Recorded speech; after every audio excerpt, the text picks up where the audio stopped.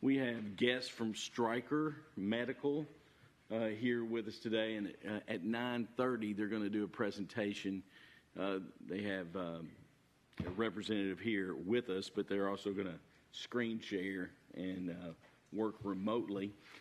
Captain Humphreys is here to answer any questions about Scott County Detention Center SOPs that have been presented, and we'll have opportunity to discuss those.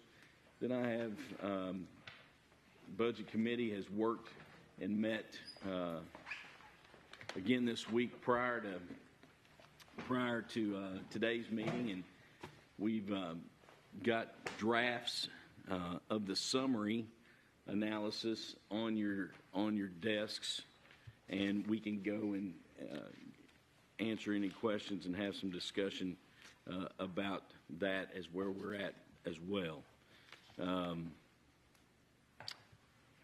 With that said, I would like to ask you all to join us in the Pledge of Allegiance.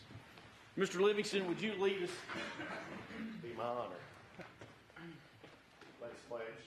I pledge allegiance to the flag of the United States of America and to the republic for which it stands, one nation, under God, indivisible, with liberty and justice for all.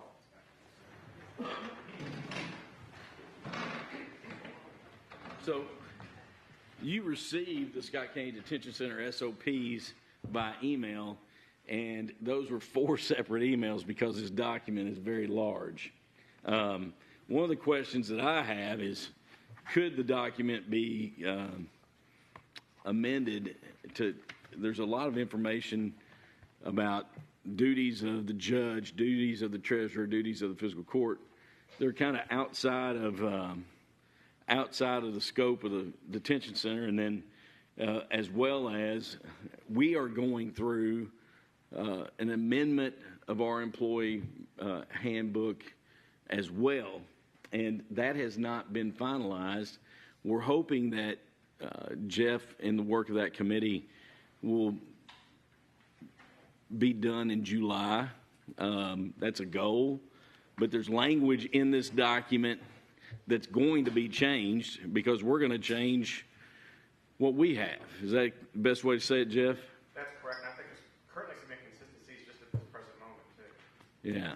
So those are issues that need to be addressed. We appreciate Jailer Broyles and his staff. You know, this is it's a large undertaking, and we acknowledge that it is as well. What questions or comments do anyone from the court have for Captain Humphreys? And, we can make a list of notes that we could try to get cleaned up this week as well. Judge, I had one thing, and I had multiple things that I discussed with Jailer Broyles prior to our last meeting. We had a meeting, and we got a lot of these kind of hashed out. But the one thing that we did not resolve, and I think the court should take into consideration, is currently in the SOP, and Captain Humphreys, you can correct me if I'm wrong, the employees are assigned weapons, okay? And everybody is assigned a gun, correct? Full-time staff. Okay. But my question to Jailer Broyles was, what happens if someone doesn't want to have a gun? And how in the SOP is that addressed? And his response to me was that if they did not take a weapon, then they cannot have employment at the detention center. And I wanted the court to kind of think about that, to see if we needed to make an exception. If someone doesn't want to carry a weapon, should we have that if they choose to opt out? There's lots of things in the SOP that says what you have to do for requirements to carry a weapon, but it doesn't say anything if you choose not to carry a weapon. What I would say, with all due respect, Magistrate, would you, if we had a bunch of carpenters down there and they said, I'm not going to use any hammers. Captain Humphreys, if you'd come to the podium. Would that be appropriate? we're peace officers. We have the ability to, and power of arrest. So, I mean, it's not something you ever want to have to do. I would never want to have to shoot anybody, but at the same time, I would never want anybody to shoot me or somebody that I was responsible for protecting. It's a part of our job duties. I mean, believe it or not, we don't all like doing some of the things we have to do, but it is just part of the job. So carrying a weapon when you're a duly sworn peace officer, it's kind of a given. Yeah, but we did none of the until Jailer Broyles took office. The deputy jailers did not have weapons. No, they had weapons. They just were not issued one to take home with them. They didn't have it assigned to them. But anytime we've gone out, we've had weapons. So, you know, for example, on transports, I mean, we had a number of weapons that were issued to them out on as needed basis. They didn't take them home. Today, we have one for everybody. So, I mean, but we still was qualified weapons ever since I've been at the jail for over 22 years. I've qualified every year for the weapon for 22 years. And before that, I was a police officer. So I did that for 11 years before that. It's just part of the equipment, part of the procedures that it's just part of what you accept, magistrate, when you become a peace officer. Right, but also too, the weapons are for when you leave the jail, the detention center, correct? Not when you're on duty or if you're out doing trash detail. Coming and going to work is just like, for example, the sheriff's department or the police department. They put their weapon on when they go to work. When they coming home from work, it's still on. I mean, and when does the quote unquote, the status of you being a peace officer stop? It doesn't. If I'm in the middle of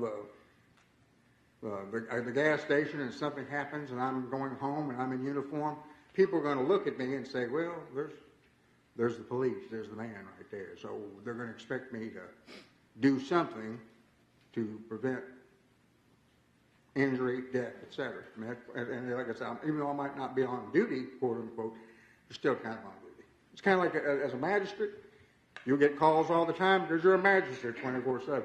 It really won't matter. And I understand that. What my objective is I would not want us to not hire someone who did not want to choose to have a weapon.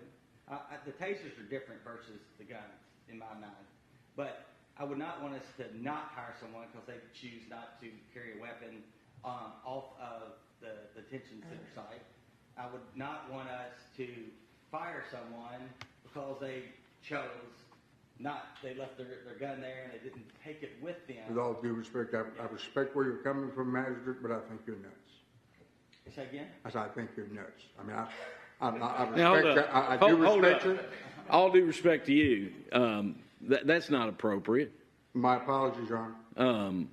That's I'm just, I'm kind of just taken aback, Your Honor, because the argument itself is just, I just don't understand it. Well, just because we don't understand it doesn't mean we need to question someone's sanity. And the question is, he's elected and he's got a seat. He can ask his question. The question is, I think that we need to ask is it in the job description? That's one question I would ask. And then, I do not disagree with you, Captain Humphrey, that being able to use and carry a weapon is part of the job of a detention center deputy jailer.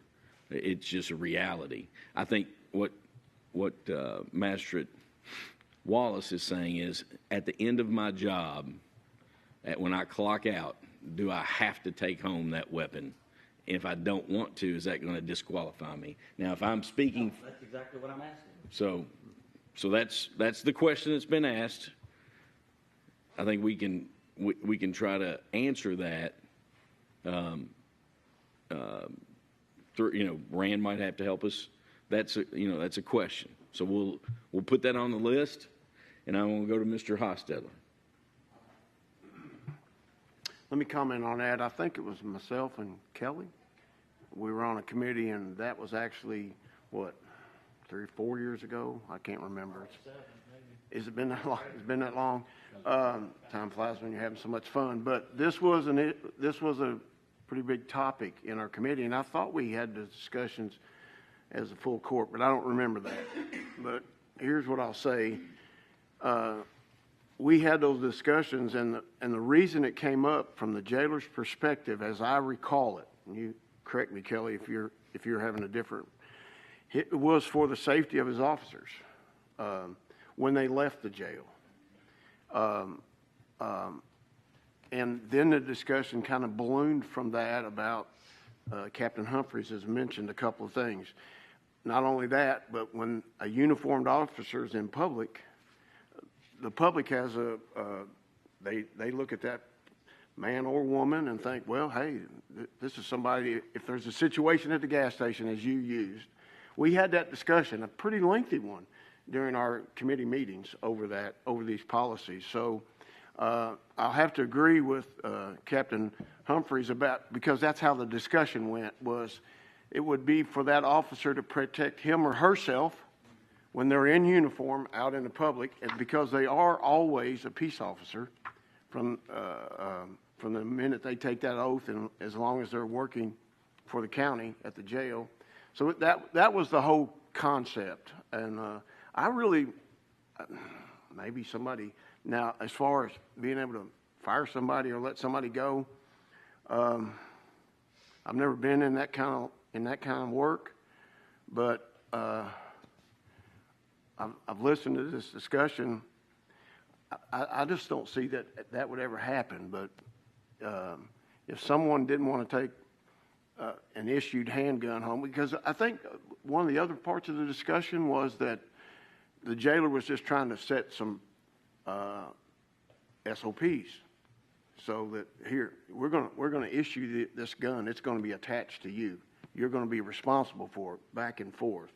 And he just wanted to set some guidelines. That's how it came up. But I just don't see those folks. I'm not sure that if they're out in the community and they don't really want to carry a handgun, I don't know how that would work, because they're a sworn peace officer, as has already been said. And but that was what brought the discussion on. The jailer's first thing back when we did that in the committee, he brought it up and he said, look, I want to protect our employees when they leave. And I want to set some guidelines and some parameters. And that's what he did. So that's my recollection of why we did it, and why the committee, and then we brought it to the court. But as far as the hiring and firing, not sure how to look at that. The judge had the question correct in terms of, the job duties. I mean, if, like, for example, you have somebody at the road department and they're required to drive a certain vehicle and they refuse, well, I don't want to drive that certain vehicle. I mean, then you just assign them some other duty that they didn't have to drive that vehicle? You see where I'm going? If it's part of their job duties, then... Well, but the question still is this, and Rick's point is well taken, that you're a sworn peace officer 24/7. I think Dr. Wallace's question is, if an employee wanted to elect to not carry a weapon after their shift, are they required? And that's still the question that remains.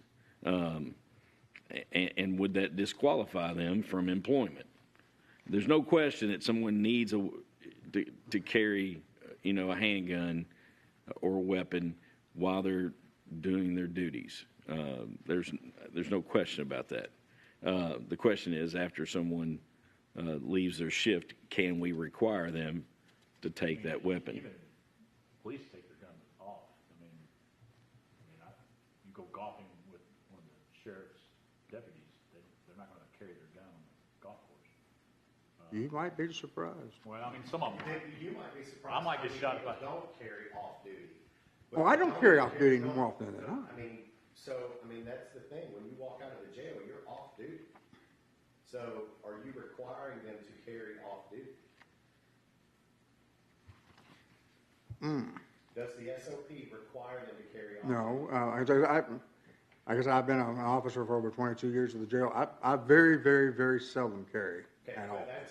But does the SOP require that? But if That's what we're gathering from it, is SOP Right. is requiring that. Well, if I'm going on duty, I mean, you can, I mean, I do have the weapon. I mean, I'm not carrying right now, but like I said, I mean, I do have a duty belt. I mean, I could put it on, carry. But you're on Most people duty, do. so based on these SOPs, you should be required to carry. Yes, I guess you'd say technically so, magistrate. However, no, I've got some other equipment that I'm carrying. It's a little more difficult. I'm just making a point. Right, and that's what I'm In saying too. effect, you could be fired because you're not on duty, you're not carrying on duty. Is that correct? I guess technically so, yes. Okay. So it's gonna, I mean, it becomes a very touchy situation on what happens. Right. Because, you know, having your other equipment that you have on right now, would carrying even be beneficial at this point? Well, I did qualify recently. And that does not surprise me No. with your experience. Yeah, But, I mean, that's the point too, is you would be out of compliance with the SOPs that are being presented. And I would so have to say anybody that right now comes up that is here, correct. you know, I mean, that's, So that's a question that needs to be answered. The other question that stands out in my mind is still that our employee handbook will have alterations and amendments made between now and July. And I'm sure, Judge, the jailer would be up for whatever is passed in the future, to come back and revisit that and revise that portion, wherever those parts are out of sync with county. I'm sure the jailer would go with that. could we, Rand, would it be possible if we approved the SOPs and note that they're conditioned upon the county's handbook adjustments being made in the SOPs when they're finalized? Yeah, you're talking about the next Friday or? Yeah. Yes, we can do that. Okay. Is there a timeline that we have to have them updated or approved by? This SOP? Yeah. I believe the SOPs have to be approved or reviewed annually, Correct. And we're over our, and we're over the annual review. and I have a jail inspection the 26th of May. Yes. It'd be nice to have. It would be appropriate, It Captain would be. Humphrey, One more, if we one more mark that I can approved check off from my inspection. your box. Yes, sir. And please know that appreciate your efforts and efforts of all the staff down there. This is National Correction Officers Week, and you know, those are not easy jobs. No, you're But absolutely right about that. SOPs kind of keep everybody in one direction and make sure everybody's operating off the same sheet music, so to speak. The only other thing, Judge, that I would say that would probably be changed, we're going to add back the booking fees. We had to suspend them because there was a legal issue, and the state legislature just recently said that those fees are legal. And before that, the court said that they weren't, so we had to put all that on hold. So we took them out of our SOPs temporarily, so we didn't get ourselves in trouble and make Mr. Marshall's job that much more All right. hairy and more involved. So Yes. the jailers will suspend that. But now that they're coming back and have been approved, we'll probably add those back. Okay. So with your upcoming inspection, we'll note that it'd be nice to have this done next Friday so you can check the box. The jailer will, he has advised me that I will ensure that you all have a copy of whatever changes you all have deemed necessary, and we'll have them back to you by Tuesday in the form of another document. I don't know if he's going to do it one great big long one again or how he'll do it. Yeah. And of course, his mail system is a little over quota right now. Well, yeah, everything bounces back now. So are there any other comments or questions? Kelly Corman. Jeff, you may know the answer to this and maybe would get back to me, but I wonder time off for the employees there that's based on their years of service, if that matches our county or if it's, and the reason I'm asking is I don't know if, I know it's hard to keep employees these days, and I don't know if we have the same amount of time off or if it's different. They don't address that in their SOPs. So the employee handbook addresses that issue. So they get the same earnings that we get. Because it's in the SOP. They have 3 statements under personal time, I think, but all it addresses is sick time, and it talks about when sick time can be used. I don't think unless I missed. I've read it, I believe. Maybe I missed it then, Kelly. And I can go back and look too, because obviously I didn't bring it, but I think it addresses so many years of service with so much time off. Well, okay, now here's the issue that I think you're addressing. They attach the employee handbook at the end of their SOPs. Okay, so And that would be you're ours. right. The document they have attached is out of date. Okay. There are at least 3 or 4 policies that are out of date, and they, at a minimum, need to include the current handbook that we have in place, which, of course, we're still updating, and Dwayne's part of that committee that's evaluating that. But yes, there are some things that are out of date. If there are some inconsistencies, and I sent a note to Judge Covington, it's with their employment practices. I think are out of not consistent with what we're doing with the county, Yeah. and I think there's an opportunity for improvement there. That's all.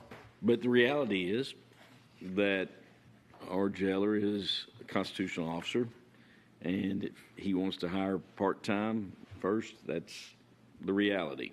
I think that's the major one that you mentioned. Well, I think I think maybe we need to share some information with the court, just with the testing process as they're using too, which might not comply with current law. All right. Well, that needs to be addressed as well. If you could share that, Jeff, that concern as well. All right. We'll get the email out, and then the question is about the handgun after duty hours. I guess we need to review the job description, and then, Rand, can you help us with that? Yes. Rand and Cam. Any other comments? Wouldn't that, the requirement for the weapons after duty, wouldn't that be similar to what we do with the sheriff's department? We could look at their SOP and. Could. I would think they should be similar. They should be. Yeah. Both sworn officers. I'll find out from Tony what they do. Tim Thompson. It's not relating to that, but I just want to know, what's your current minimum staffing? We have 30 deputy jailers full-time plus the jailer. So we've got a total of 31 if you include him. Right now, we're down 3 officers, and we've had another resignation, so we will be down a total of 4 by the 15th. I just mean per shift. How many do you have on duty? Well, we like to have 6, but 5 is the minimum that we try to maintain. We have to, by law, at least have 4. But at the same time, like I said, sometimes we run with 5, sometimes we run with 6, sometimes we run with 7. It depends upon and we're on 12-hour shifts. Okay. You all have like emergency Well, there are several of us who are on call. overtime or anything like that? Overtime, we get our share of overtime. There's about 4 hours overtime. Well, I meant like for the fire department, Scott County or Georgetown, if, we have a minimum standard that this is what we're going to run. And if we don't get to that point, if Right. we're dropping down below that, somebody's working. Yeah, and we do this. And they know they're going to be working. My concern, and I've addressed this before, and I don't know if we can do anything or not just because of the basis of how everything's set up, but my biggest concern for safety for the staff is that we have enough people in the jail. Right. That's my concern. We're talking about the overcrowded or whatever the case may be. Is that 6 based off of normal, everyday, Everyday, normal, standard operation. not over and above? Correct. Okay, then we're short-staffed. So hold on though, let me interrupt you. Overcrowding, that term is subjective. Well, It is every jail and prison in the state of Kentucky is overcrowded. yeah, I'm not advocating for that. My thing is, I'm advocating that if that's based off of the capacity that is deemed, they say. 86-bed facility, we've had as many as 131 that, Like right now, we're at about 113. and that's not the rabbit hole I was wanting to go down. I was just saying, if that's the if that's the 6 that we have for that 86, then I think that we need to be looking at what we do, since we do have more than 86, to make sure the guys are safe inside the facility. We can talk about what they do when they get off duty and all that stuff, but my concern is when they're there. So I don't know if that's addressed, and it may be addressed in the budget, but just my personal thoughts. Well, generally what happens is if you get too many people that quote unquote do not show for work, then somebody has to stay. And then we make additional phone calls for the next shift coming in, have some people stay over a little later, some people come in a little earlier. And that's what we've generally been doing. I mean, it's not easy, as you probably, like I said, in the fire department, you all know, but it's what we do. We've been able to get through. And of course, if worse comes to worse, I'll get a phone call in the middle of the night, or Captain Cannon will get a phone call in the middle of the night, or whenever, and we get 10-8. That's what we do. All right, thank you. Anything else? Captain Humphrey, thank you. Thank you, sir. Yes, sir. Well, we're close to 9:30. Are we, Stryker? Chris, could you step up and introduce your guest, and then we'll go from there. Sure. Good morning, Judge, Magistrates. So I have with me today Andrea Quigley. She's our local representative from Stryker Medical. Her and her team have come today to do a presentation on something they talked with us about a few weeks ago that we feel like is a really good plan, involves quite a significant amount of cost savings for us over the next few years. We purchase a lot of our big ticket, our capital purchases come from this company. The cardiac monitors we purchased last year are from Stryker, as well as all our stretchers and power loads that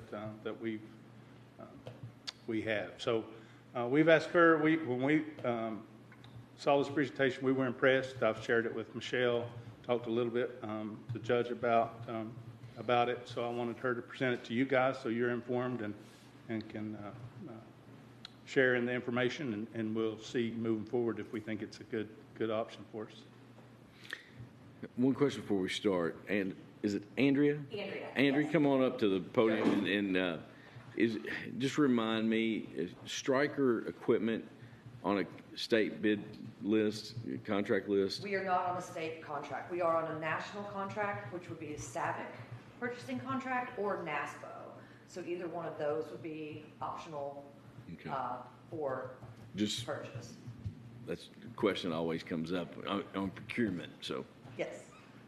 So if you all want to start, we're all ears. Okay, great. Well, my name's Andrea. I'm a local Stryker representative. I live in Lexington. So Georgetown I've been the rep here locally for 14 years, and I've had great relationships with Georgetown, Scott County. We've had a long time partnership. As Chris mentioned, for a very long time, our equipment has been used in the EMS service here. So that would include the cots, the fasteners, the stair chairs, the cardiac monitors, the mechanical CPR devices, the AEDs, and the video laryngoscopes. So kind of all the capital big purchase items that are in your ambulances today are manufactured by our corporation. So Chris and I started talking earlier this year about budgeting for this year, some service needs, some equipment replacement needs. And as we started talking, we at Stryker Emergency Care have recently developed this ALS 360 program. And essentially what it is an asset management program for you guys for the next 10 years to kind of help control costs, control that budget, and be able to factor that in without having to have these huge capital spikes. And as we started talking, he was very interested, and as Chris said, so I got our team of Stryker people. There's a whole herd of people that are joining us virtually today. Fortunately, they could not be here in person. We tried to get them here, but 2 days notice we were not able to do that. So on the screen, you guys will see Brittany Pence. She is our strategic accounts manager and kind of runs the ALS 360 program.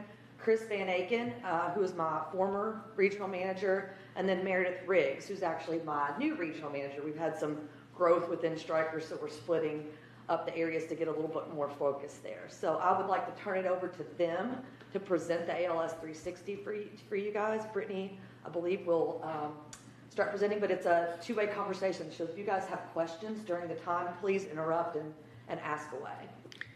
So with that said, I hope you understand the quick turnaround was just because we have a hard deadline of our first reading next week. Absolutely. We completely understand this is the budget time of year. You are amongst about 7 other services in Kentucky that we're doing these presentations for. It's been very popular because of that ability to control the budget and kind of have that set, dollar amount to manage equipment and new technology. All right. So, no, we are flexible. We'll do whatever you guys want. Believe me. I told Chris, I said, even if you guys like it and ALS 360 moves forward, our lead times right now, because of global supply chain, I'm sure everyone's tired of hearing that, are about 35 weeks. So it's insane for us right now. So we understand the importance of getting things budgeted and moving forward. All right. Okay, Brittany, Thank you. take it away. Well, can you guys see my screen okay before I get started? Yes. Perfect. Well, good morning, everyone. Thank you for having us, and thanks for allowing us to be virtual. Like Andrea mentioned, my name is Brittany Pence. I'm your Strategic Accounts Manager, and really all that means is I exist in the background to make sure that you have access to creative programs like ALS 360. So I feel so honored to be here today and to be able to talk to you about this program. We know you're about to make a big decision. You've been a huge partner to us, and we appreciate that. So we want you to know all of your options so you can make the right decision for your service. Now, ALS 360 is not new to Stryker. In fact, it's been in the hospital space for quite some time. And that's really because our hospital customers, they want access to new technology because it's constantly coming to market, and they also see little to no value of aging assets at the end of its life. And so it was actually in 2019, New Orleans EMS came to us and they said, hey, Stryker, we're dealing with all sorts of challenges around mixed fleets, having to go to the board, ask for more money, which wasn't always guaranteed for them. We're seeing capital spikes, or we're having all of these training issues when, our medics go at 2 a.m., they have different equipment in the back. And they said, you have our treatment, our transport, our data, and our service and maintenance. Is there any way that you can bundle all of that together, give us fixed costs we can come to expect, and bridge us to new technology? And that's really when we looked into our internal systems and we said, this would be a great time for us to bring this as an option to our customers and see if it's a solution to some of those same challenges that we're hearing throughout the industry. And really, that's how ALS 360 was born. Now, I get the honor to be able to present this to so many of our partners all over the U.S., and I've bucketed it into 3 areas of where I'm hearing that ALS 360 has been a solution to them. So I just wanted to share that with you today. So how it works is you get brand new equipment today, and you get a one-time tech refresh in the future for every single product category that you purchase in ALS 360. So what I hear is that our customers, probably like yourselves, are dealing with price increases year over year, which, as we're seeing, is significantly higher than what we're used to. And they aren't always getting that, budget approved, or they're seeing large capital spikes. So it's giving them pricing certainty. Your price is your price for the next 10 years, and you get all of your Stryker equipment and service and data. So just having that pricing certainty that you're completely covered.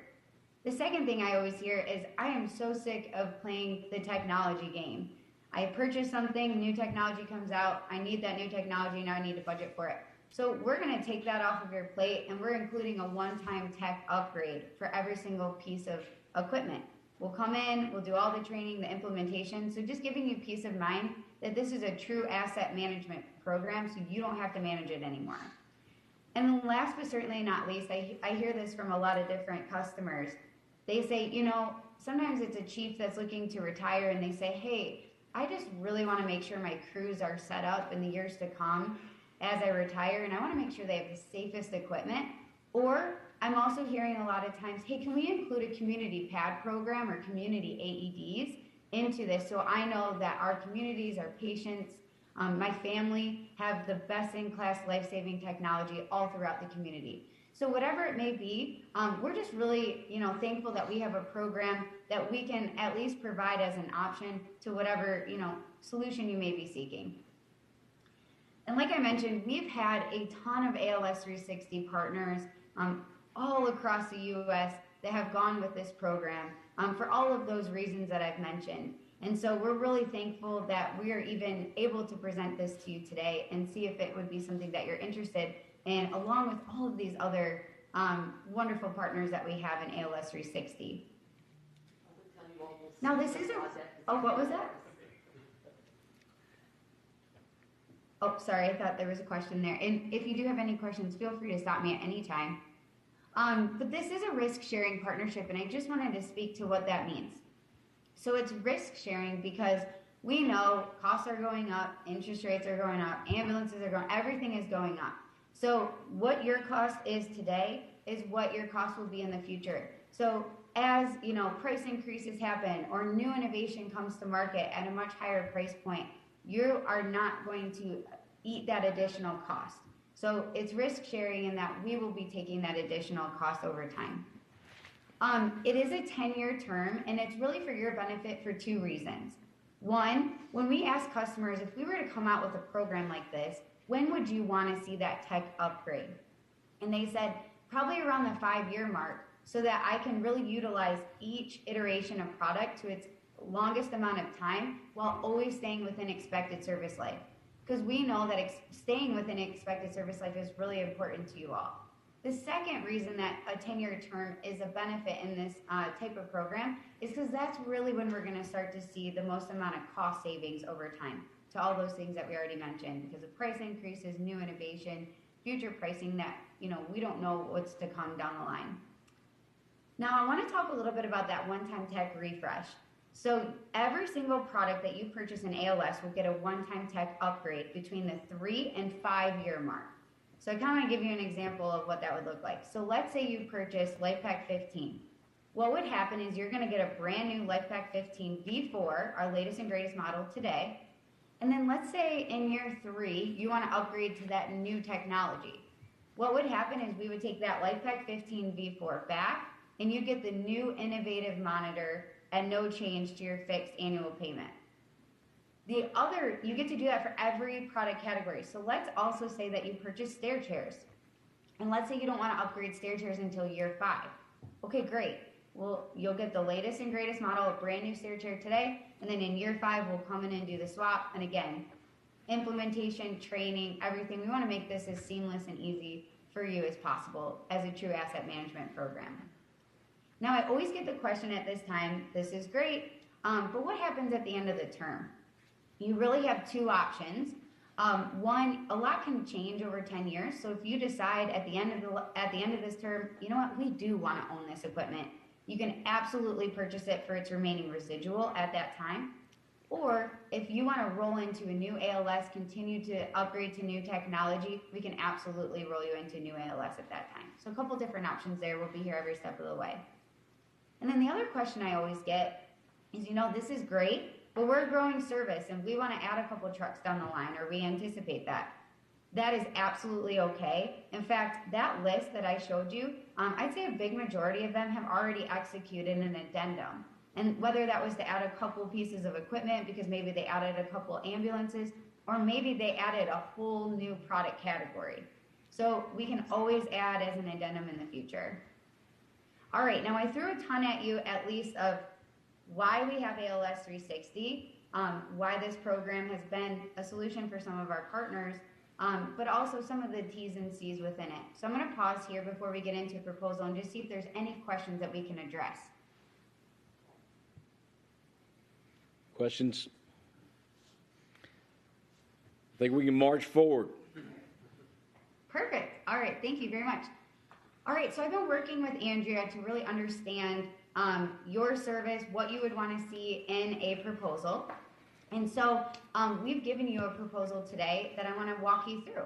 So I do want to state this is not concrete, this is not set in stone. So if you're like, you know what, we'd really like to see 8 power loads instead of 9, we can absolutely rework that for you. But we just wanted to give you an idea of your service as it sits today.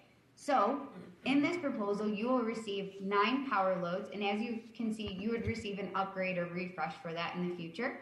9 Power Pro 2s, that is our latest powered ambulance cot that we just launched to market, plus 9 of that tech refresh in the future. 9 stair chairs today, 9 of the future stair chair. 11 LifePak 15s, again that's the V4 today and the future device. 9 Lucases, 9 in the future. 5 LifePak 1000s, I'm assuming that's going on your trucks, 5 in the future. 5 LifePak CR2s, 5 in the future for the refresh there. We've also included your modems. And so this is a benefit I'm hearing from customers because they don't want to budget, because we know that modems are also going to have new technology in the future. So you're going to receive an upgrade for those as well with the new device. So you don't need to budget for those, it's already accounted for. We've also included your core data plan for the entire 10 years. So you're covered from a data service plan. And we've included LifeNet Asset for the entire 10 years. If you're not familiar with LifeNet Asset, that is our software that allows you to be able to manage your assets from the comfort of your home, your phone, your computer. And our commitment from Stryker is as we come out with new technology, we want to connect those devices. So it's very similar to this program that we want to make it easier for you to manage your assets. And so you'll have access to those devices and managing them from your technology device over the life of the term. You also are going to receive a code stat. That's our annotation software. You'll have a seat and you'll have the maintenance subscription with that. So as we upgrade that technology, you will have upgrades to that technology. So again, not having to budget for it. Andrea has applied a trade-in credit for every single piece of equipment that you have in your service today. And we will take that equipment off of your hands. We've applied a credit toward the top of ALS 360 already in this program. So that's covered there. And you're going to receive ProCare. So that's our maintenance and service agreement on every single piece of equipment for the entire 10 years. And what's so great about this, and you're already familiar with this service, is that it includes batteries. So you're not having to budget for batteries. If battery goes down, we're just going to do a 1-for-1 swap. Again, not having to manage any of those assets. And then last but not least, the only thing that's not included in ALS 360 that I just want to address today is just ongoing accessories and disposables. So what's great about this is all of your products are going to come completely set up with your accessories and disposables, your mattresses, your restraints, your pads, everything that you need. And you're going to get a refresh of all of that when you get the upgrade. But this ongoing accessories and disposables, we can't project out over 10 years how many pads you're going to use, that sort of thing. And so what we're going to do is we are going to give you a customer loyalty agreement alongside of ALS that locks you into a deep discount and it gives you an online store. So you know over 10 years this is your price and you can purchase it as you go. So that's just something that we wanted to add alongside of this to really, honor the partnership that you guys are providing in ALS 360. So I'm going to pause here. Andrew, is there anything that you wanted to add on this? No, just that Chris and I worked in depth with Corey to come up with a complete management plan. So this is every piece of equipment that the EMS service needs currently and actually already has in place. So that's one of the points that I like to make. This is equipment that they have to have every day to operate, right? Life-saving devices. It's been in the ambulances for quite some time. This is just an easier way to manage those assets to keep up with the recurring new technology. Stryker's new product development line is pretty strong right now. Actually brought the new cot for them to be able to see, and that's kind of where this conversation started. And then the other big project this year was the ProCare, the service. Here at Georgetown, right now there's some devices that are covered under our ProCare agreement, but some that aren't. So we started that project earlier this year for the budget to kind of align all of that together. And so this, again, was an all-inclusive solution to have the ProCare service on everything that's in the fleet. What questions come to mind at this point? The length of the agreement is a concern to me. The prospect, I think I understand why the length is, but just because we're talking about high dollar equipment, and you can stretch this out over time, and it makes sense for a return on investment for you all, and you know, if we look at what we're doing over the next 10 years, the cost, I certainly think this is worth looking at. But that's a question that comes to my mind. What else does anyone else have? What was the length of? It's a 10-year agreement. I had a question about the equipment that we have that you're replacing. What's the useful life left in it? And I have a little concern if you replace all this at once, whoever's here 10 years from now, it's going to be looked at replace it, doing a whole new agreement again. I like to have this stuff staggered because we mentioned smoothing, up the spikes. It kind of seems like we may be setting somebody else in the future up for a spike. If this program's not available, they got to replace everything 10 years from now. That's a concern. And one question I had with Chris was, we just made a big commitment and bought 11 new life packs. And I said, could that be, it's not like we need new life packs. And those are major, so could our yearly cost at the start be reduced and then maybe grandfathered up? That was a question I had. But I'm with Alvin in the wisdom of staggering this. That's why Alvin's on the budget committee. But could it be staggered a little bit as well? So, and I think some of it depends on the new technology upgrades and things that you can't really predict as well. Right. And that's why we call it a risk-sharing agreement, right? It's a big partnership. We're talking about a 10-year commitment between Stryker and Georgetown, Scott County. Like, it's a big commitment on both sides.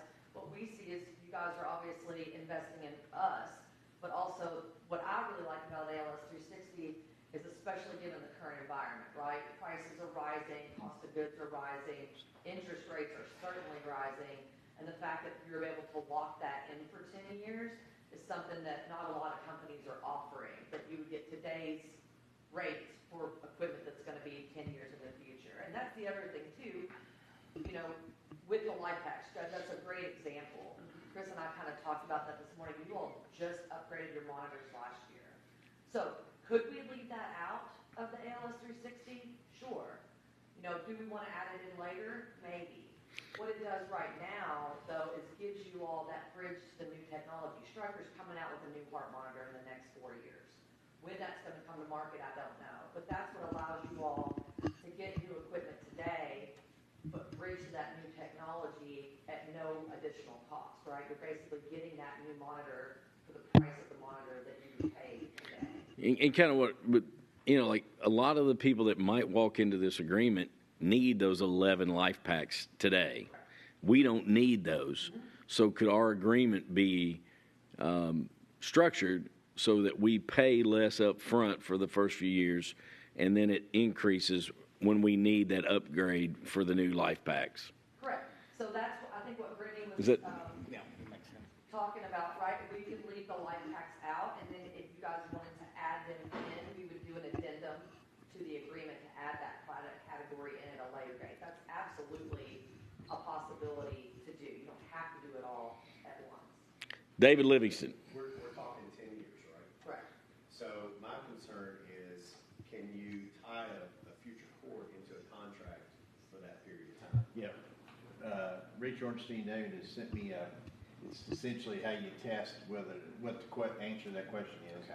I don't know as I sit here, but I'll pull that up and look through it and make sure that we're okay in doing this. And that's the same thing I said. The length of the agreement concerns me, but I do understand. I mean, it's similar to the leasing situation with the vehicles. I mean, When you're talking 10 years, though, you're talking 3 courts. Right. Yeah. But what we're also doing is we're assuring we're paying today's rate, not 9 years from now. Never seen medical costs go down. No, Correct. I've not seen medical costs go down. I mean, I know it's crazy right now, but I guarantee if you looked at a chart somewhere that somebody's got, it's never went down. And we're never not going to need life packs. We're never not going to need powered stretchers. We're never not going to need, the AEDs and That's what I really like about this. It's equipment that they're already using. Like they have to have it. It makes it a capital purchase, almost like If an you come up operating. here, Oh, sorry. that's all right. It makes your capital purchases almost as if it's an operating cost, right? So it changes that budget line item to be, we have to have this equipment to be able to function to protect the people in the community, but it's equipment that's already in place today, so it's not like something crazy, a crazy new ask that Chris is having to do, for the EMS service. So, let's just look at, the potential, like, what's the lifespan of a life pack? Yeah, recommended useful life according to the FDA for any equipment in the back of the ambulance is 7 years. That's the recommended useful life. So what is that? If that's a recommendation? It's a recommendation. 7 years, we gotta replace it? No, it's not an expiration date. It's a recommendation for replacement. But let's look at the life packs that we replaced. The software couldn't even be Upgraded. was what was explained to me. Correct. Chris, you have something to add?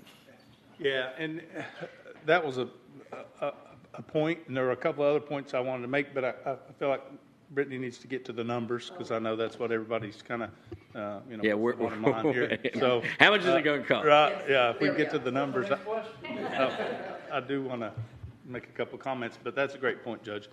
That recommendation is just that, Rick, but once that those newer models start to hit the market, just like with any product, the support begins to fall off, and we got to the point with our life packs that we couldn't upgrade them. We couldn't, so when they began to tear up, we couldn't get a fix for them, so we were stuck with a $300,000 capital spike, and this would alleviate that. But again, I feel like get to some numbers and we can talk. No, it's let's look at the numbers. Okay. I'm sorry, Rick. No, this is fresh to everybody. No. Yeah, and like I said, that reference, like the font was really small. I'll be happy to send the copy of the slide deck.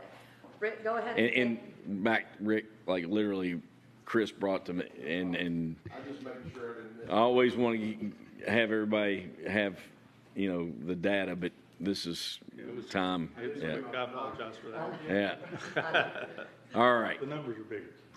All right. I want to make sure you see the numbers. Both ways. Brittany, we'll let you The numbers continue can on stay here. small if you want to. It's okay. All right, perfect. Sorry, I turned off my camera just because I was having some feed issues here. So all of that equipment that you're going to receive that we just talked about today and in the future, data and service, will put you at a fixed annual payment of $314,635.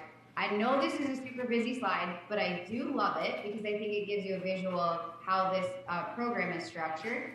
So I'll walk you through it. Everything in this yellow box in the lower left-hand corner, that's everything you're receiving brand new today at the quantities we just discussed at that fixed annual payment of the $314,000. The blurred out products that you see here, that's just showing you an example of when we come out with new technology or you utilize that tech refresh between the 3 and 5 year mark. You give that first iteration back and you get the new iteration and no change to the fixed payment. The dark gray bars in the background, that's just your traditional cash purchasing model that you're already used to doing. So seeing these large capital spikes, like maybe year 1, you need to replace all of your transport equipment. Year 2, you have a ProCare renewal. Year 3, you have all your treatment, so on and so forth. And so it's actually New Orleans EMS, they asked us to create this program, they said, hey, I need you to take those large capital spikes and help us turn it into operational spend we can come to expect over time and level that out. And so that's really the goal of this and why we wanted to give you as an option today. If you're anything like me, I'm sure your eyes went to the green here as projected savings. I like to save money. So I get asked a lot by customers, is there any way that you can give me an apples to apples comparison of what this would cost over the next 10 years to purchase this equipment twice? The answer is actually no. I can't give you an apples to apples. We have no idea what's going to happen.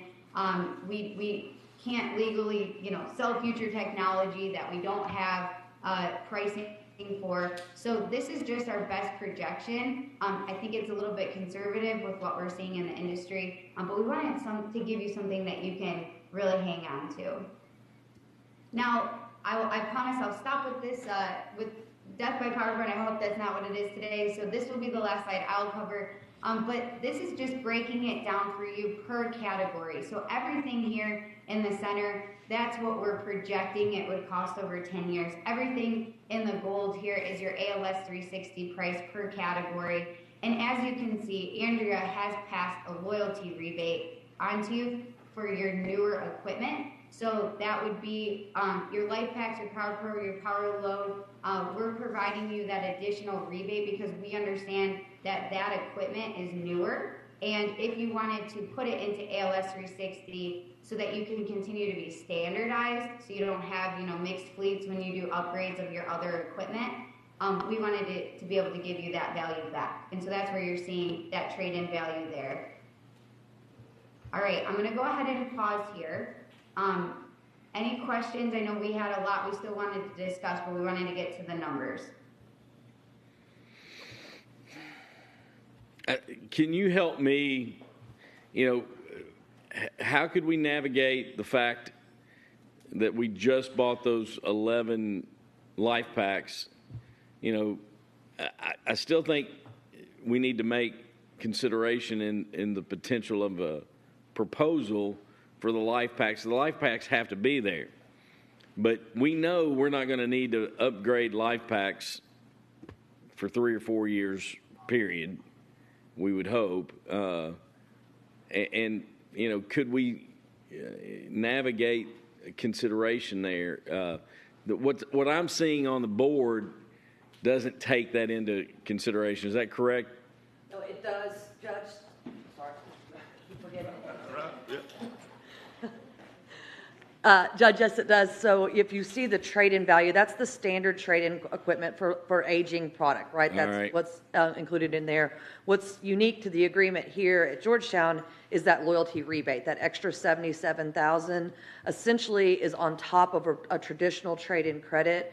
And what it breaks down to on the backside of this presentation is because those life packs are only a year old, we're giving you essentially full value back for that, basically like you rented them for the past year. So obviously it depreciated a little bit over the past year, but it's not broken down by individual product. So what you're telling me is we entered into this agreement, you're giving us brand new life packs. Correct, yeah. If you include the life pack category, essentially those life packs you just bought last year are coming out and we're putting new life packs in. But you're crediting us $77,000. Correct. And we paid approximately 18 or something. Yeah. Yeah.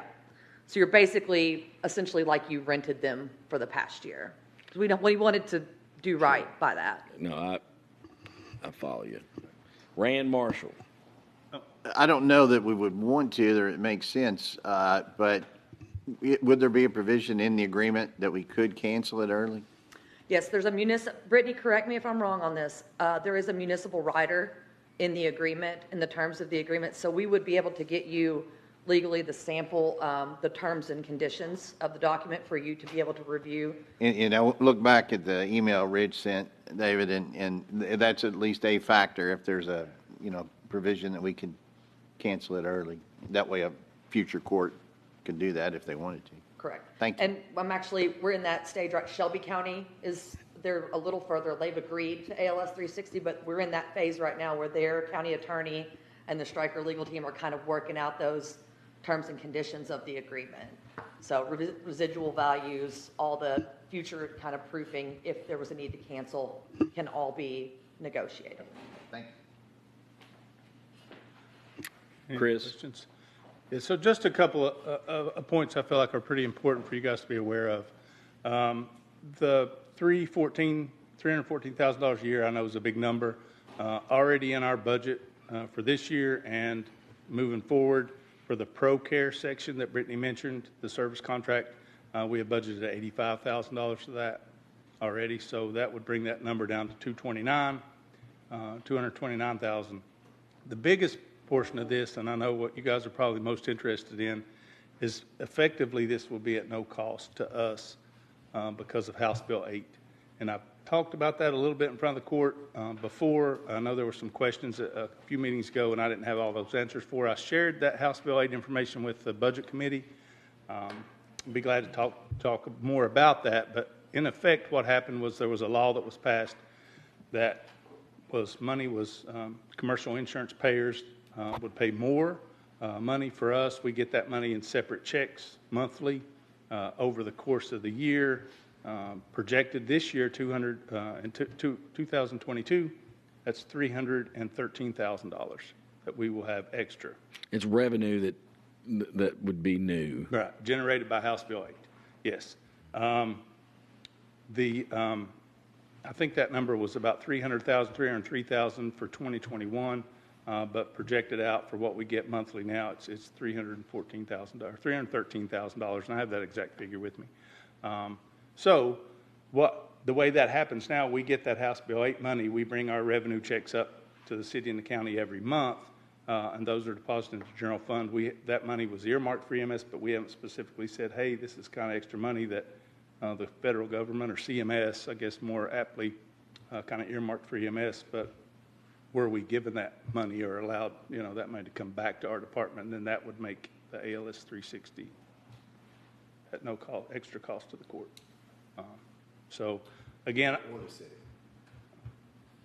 Right. Yes. Since it's interlocal.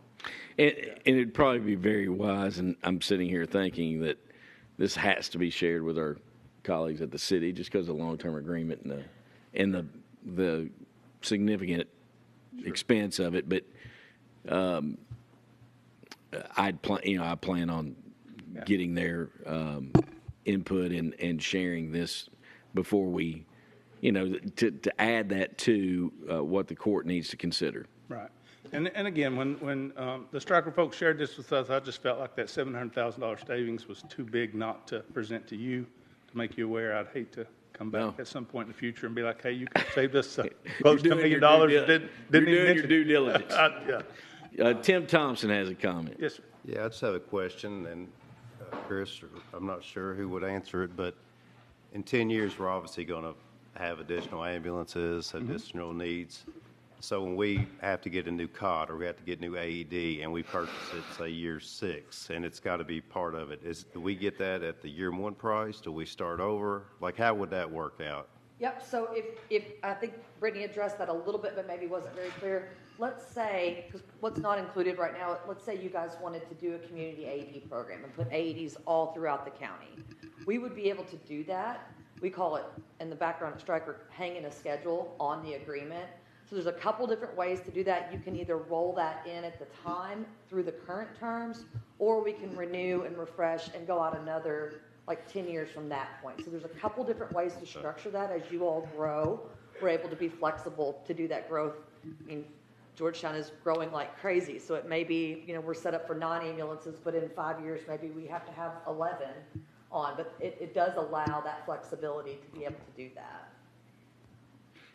Thank you. Anything else down here? Michelle, do we have House Bill 8 revenue projected in the draft budget? Thanks. I knew that, but just thought I'd ask. Brittany, can you go to the next slide that breaks it down by day? Do we have that in the slide deck that breaks it down by day? This is a slide that I really like because that 304, that's a big ask. We understand that's a lot of money to ask, but this is one of the slides that I really like, and I don't know if you can see it, but it breaks it down to cost per day, which is $862 per day. So if we look at that and we're running 9 ambulances, it's less than $100 a day per ambulance to outfit the entire fleet. So sometimes I like it if we break it down on that more micro scale, it makes it a little bit more manageable to kind of tolerate. And Chris could even probably break it down by per run volume of what the cost would be. Will you all send this and share this with the court? And is there any other questions or comments? Gentlemen, can you hear me? I would like to interject something if I may. This is Chris Van Aken. He is my regional manager. So. Good morning, Chris. Been in the Good back. morning. Thank you. One of the questions that came up earlier that I would like to address is the idea of staggering this equipment over time, because we see that over and over again. And although on the surface that seems to make a lot of sense, what we see is oftentimes that presents a lot of challenges to our customers that this program is designed to eliminate. Let's just take the power cots, for example. On this proposal, we have 9 power cots for your service. If you say, okay, well, over the next 9 years, or 8 years, or 7 years, or whatever the case may be, we're going to replace those cots over time. Well, what ends up happening is you end up having 9 cots. Some of them are brand new, some of them are old, some of them are under warranty, some of them are not under warranty, some of them are under extended warranty contracts, some are not. And as you're replacing those, you went some of those original power cots that just get older and older and older and start to have more and more service-related issues to them. The ability to replace them all at once eliminates somebody within the service having to manage all of that. The other thing is, when Stryker launches a new product like the PowerPro 2, we want to try to improve it somehow. And there are things built into the PowerPro 2, which we just launched last week at FDIC, that make patient transport safer. So if you stagger those over time, some of the members of your community are going to be able to benefit from those safer transports, but other members of the community are not. So by getting them all at one time, you're able to give your crews and your community the full benefit of this equipment now, rather than staggering it over time. And your point was, I think, a great one, is what happens at the end of 10 years if you're not staggering.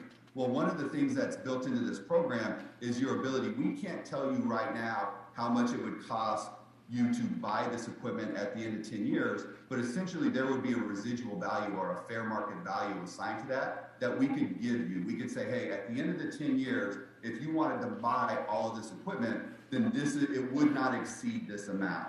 And then you all would know at the end of 10 years, if you wanted to buy it, that's what it cost you. And really what that does is 2 things. It puts a ton of pressure on Stryker 10 years from now to work a new deal for you that would make sense for you to roll into another 10-year program, right? So all the pressure's on Stryker to make that make sense for you pricing-wise. And if we can't make it make sense for you, then you just buy that equipment at that residual value, and now you have 4- and 5-year-old equipment that we just told you is going to last at least 7 or 8 years. So now you have a few more years of useful life in that equipment that then you can make a decision what you wanted to do at that point. So really, all of the leverage is with you at that point, and none of the leverage is with the Stryker. Any questions for Chris? Just to follow up, when I was talking about staggering, we purchased all the power cots at once, so they were all uniform. We purchased the monitors at once. So I was talking about staggering, not individual items, but monitors one time, chairs another. Not if you put everything in at once, that's a little scary. Yeah, well, but then you end up in that same situation, right? So say you have a service that you need new power cots, and you need new monitors, and you need new Lucas devices, and you need new power loads. Well, if you're going to stagger those, then you're staggering those over years, where again, if the next generation Lucas device is going to be able to save more lives for members of your community, but you're staggering that payment, or staggering that purchase, now that just means it may be 2 or 3 years, depending on how you're staggering it, before the members of your community can benefit from that life-saving technology, where with this program, the second we launch it, you're able to upgrade to that at no additional cost. All right. Thank you all. If you all will send that to me, then I'll distribute. I'll also share with colleagues at the city and get their input, and then we can have some discussion, and then bring this back up for consideration next week. Sure. Magistrate Ellison, did you have a question about House Bill 8, I think, before he? Yeah, I was trying to, is it just going into general fund? Is that where you, yeah, okay. I didn't see it like that. It is under ambulance service. If you look back on that. 4608. 4608.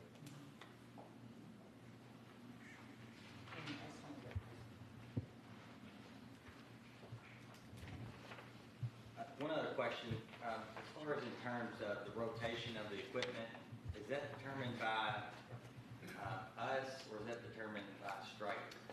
It's determined by you here at Georgetown. So per product category, you guys can pick. So you can say in year 3, we want to replace the monitors. In year 4, we want to replace the power cots. In year 5, we want to replace the Lucas.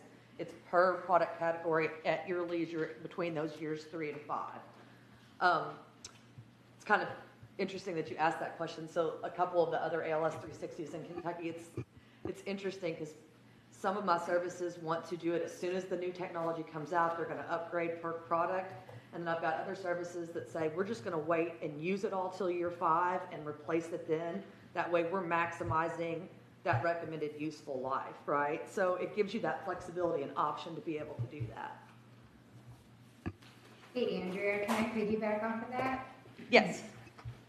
So one other benefit to that is this is truly a partnership. We understand it's a long term, and we want to be here with you every step of the way. So with that, as you're about to approach your 3rd year, or as we're launching new technology, we will come to you and say, hey, you know, you're at year 3, we have this new monitor. Are you the service that likes to get the latest and greatest technology immediately? Do you kind of like for it to be out in the field for a little while? Everyone's a little bit different there. Let's just say that you did want it right at year 3 as soon as you hit that mark. Then we're actually going to put you in the build schedule so that you're ahead of the rest of the U.S., right? We're going to prioritize our ALS 360 partners as well, so you don't have that, that length and lead time. If you want to wait till 5 years, that's completely fine, but that's just an added like benefit or piece of the loyalty program that we want to give to you. Okay, thank you. I would like to thank the court. Thank you for having us today. This is, again, just an option, right? It's the easy button, I think, to make that operating cost, that capital equipment spike an operating cost. It's not the only option, but we did want to present and let you know that it is an option available. Sure. And you said Shelby County's considering, what other Kentucky counties? Goodness. Okay, so that, I wish I could see that reference list. My 43-year-old eyes, I just had a birthday this week. But so in Kentucky, as I said, last year we just launched the program. So in Kentucky, we had 3 services sign up for ALS 360, Covington Fire Department, which is in my territory, and then 2 in Western Kentucky, which were Allen County EMS, and then Madisonville, the medical center over there. Currently, right now, projects that are being worked on, Shelby County, as I discussed, they're in the negotiation with their county attorney, so that one will probably execute. Everyone's same situation, right? July 1st budget, so we're doing a lot of this. Marion County, the Newport Fire Department, Jessamine County is actually entertaining it. Lexington Fire, we pitched it to them earlier this year. It won't go in this year's budget, but probably for next year. So there's a couple of large projects that we're working on. I don't really like to name drop because Georgetown is different than every other, you know, you're your own unique entity. Curious who else was considering the agreement. Yeah. So Somerset Pulaski also. Okay. So there's several that I'm working on, and there are 5 of me, sales representatives in the state of Kentucky. So there are probably many other going on in eastern and western Kentucky. Thank you very much. Thank you all so much for your time today. Really appreciate it. All right. Thank you. Thank you, everybody. Thank you all. With that said, you'll want to keep hammering along. You can go to the budget, have a discussion about the draft, or do you want to take a short break? Keep going? Keep going. All right, we're going to keep going. You know, we shared a draft. Michelle, Budget Committee, Jeff, we have, and of course, working with department heads, constitutional officers. You know, this draft, I think one of the first questions that should be addressed is this draft recommends a 4% cost of living, and the data in this draft reflects that as well. So that's the number one thing, and I think that is a commitment and a support for our workers, and with the level of inflation and costs going up. If we're going to stay in a market-based approach, we have to do this, in my opinion. Quotes or questions or comments about that? Anything? Jeff shared an email that was pretty so, in my mind, it just laid it out pretty black and white about supporting the 4% with some data. And if anyone has any questions on that, ask, please. But, I think that's important to note. As we go through here, a lot of conversations about big ticket items and small things as well. As you go through, I think looking at fire department, I definitely don't want to go line by line, but fire department, the recommendation that we have on paper right now has a ladder truck and a fire truck engine that's in the line item. Chief Ward, I think your recommendation would be addressing the need of that ladder, the dated ladder, and then if we could also address the need of an engine. So this is doing that. It also has money for the training, upgrading the metal cargo containers, essentially, that are used for training. And then it does not reflect any new fire staff other than a part-time admin assistant.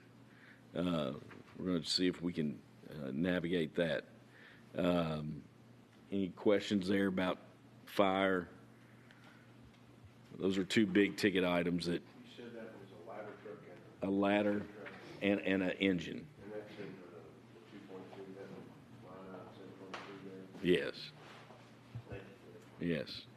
And the ladder truck that we have is a 99 model, correct, Chief Ward? A 99 model. Did we talk about this? What will we, it'll be a couple of years close to being able to get. It's a 24-month build out. Yeah. So what will we do? Will we hang on to the 99 as a backup, or? Chief Ward, would you? I can't remember if we discussed this or not. In the When the new one is meantime- delivered, well, when the new one is delivered, what'll happen with, We what'll be the probably- recommendation?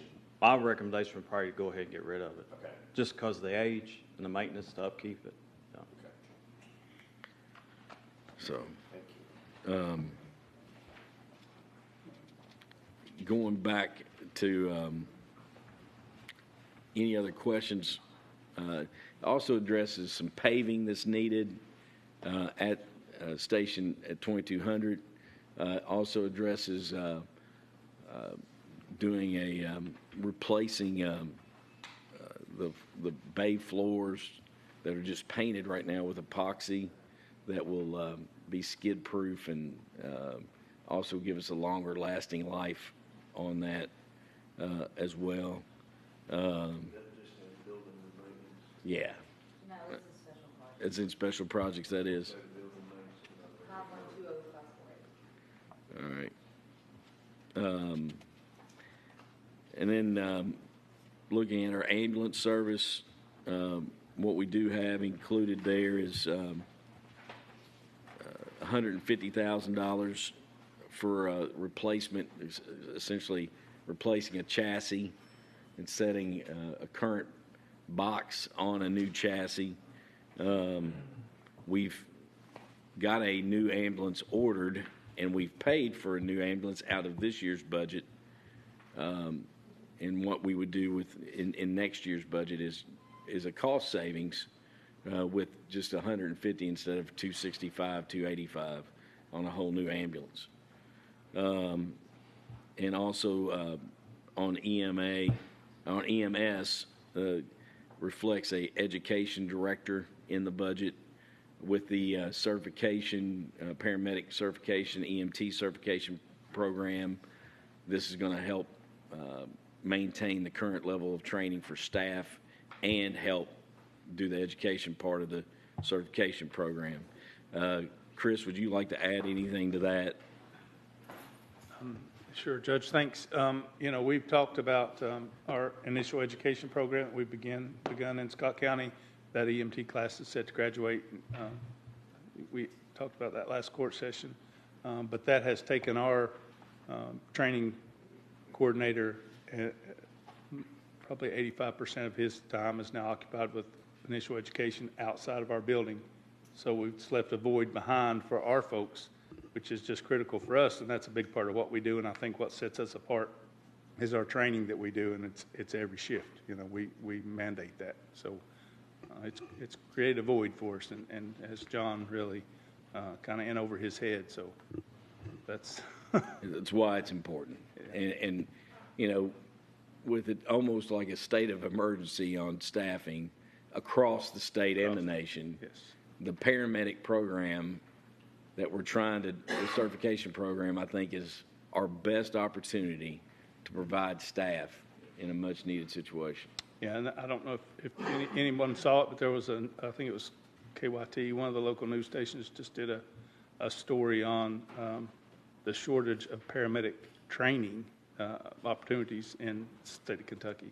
So our class that's set to start off next year would help alleviate some of that, and it's a huge need for our region, but for the entire state. So, and then also in the ambulance service section, there is funds for leasing 2 new vehicles, and then we are going to transfer a Suburban that's been used by animal control that's fairly new to EMS, and then replace that with an F-250, and that's in the animal control. I think it's approximately $35,000 for that vehicle.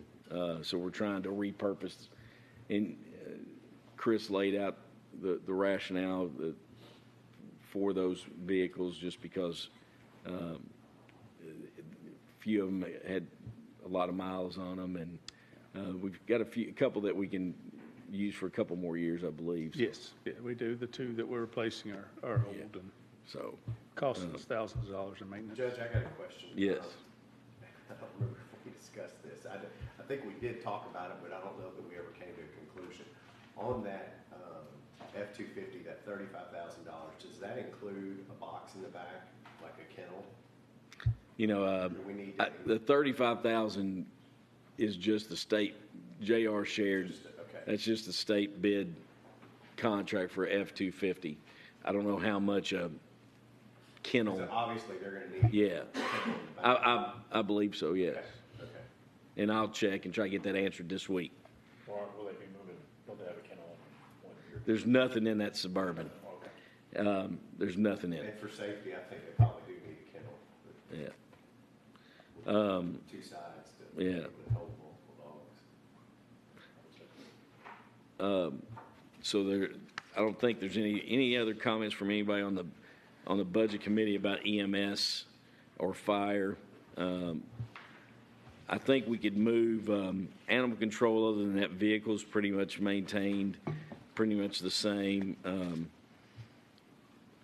And I will say EMA, Mike's here. Michelle, where did we put the 2 proposed shelters,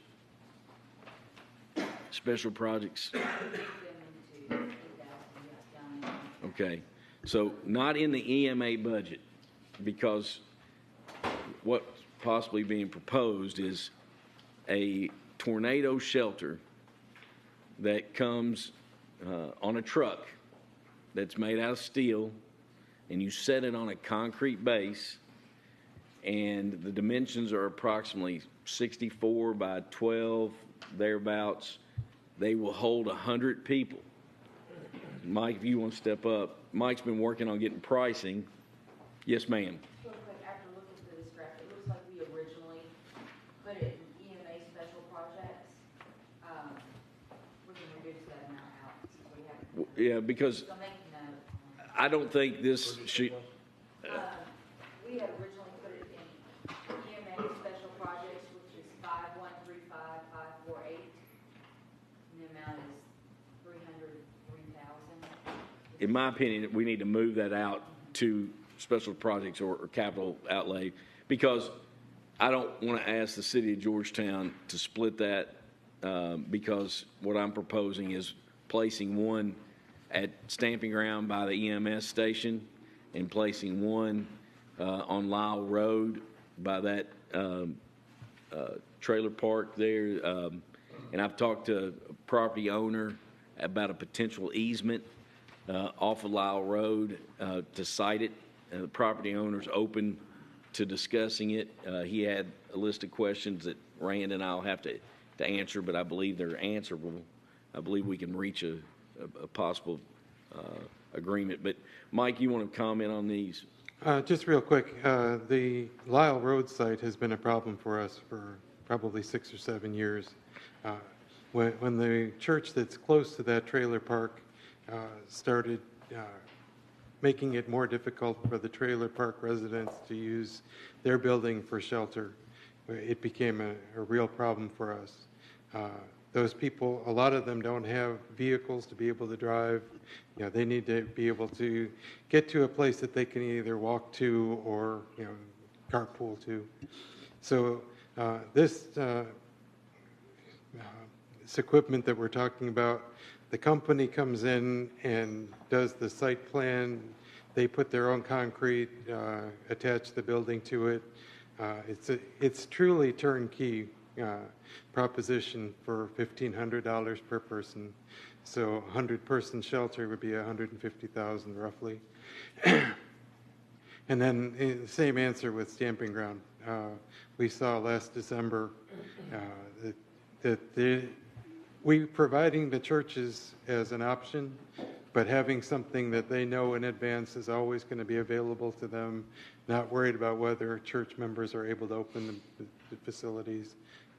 It just makes really good sense to go ahead and do that. Now, Alvin had a comment yesterday. I'm going to let Alvin ask this question about access at EMS and Stamping Ground. My big concern about, I think it's good to get these, but if we have an event, people go there and they can't get in, the door didn't get unlocked. I just want to make a safeguard that we can do that. And I'm wondering, is there a remote unlock possibility so that if EMS is on a run at Stamping Ground, you can unlock it from your office? Yeah, that's something that we have negotiated. Similar to what you see on the ADT commercial, Alexa, unlock the door.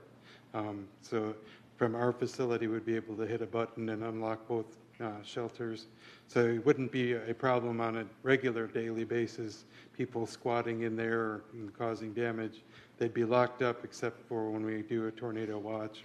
And these are a long shelter, long like cylinder. It looked very similar to a school bus if you just took the top half of a school bus and put it on a concrete pad. But they're rated to F5? Rated to F5, 240 mile an hour winds. That's why the company insists on doing their own site prep so that they know for sure that they're tied down correctly and the concrete is to their specifications. So that's all. And then one question we asked, and I couldn't determine was, do these have electric service to them? It's an option. They recommend electric service and then either a solar or generator backup. But if it's going to be out in the middle of a field and that's not realistic, then the generators could be turned on ahead of time as well. Yeah, and this question I had, but my thought process is this: you look at what happened in Mayfield, and you see that coming hours ahead of time, and then sometimes we don't have very much time.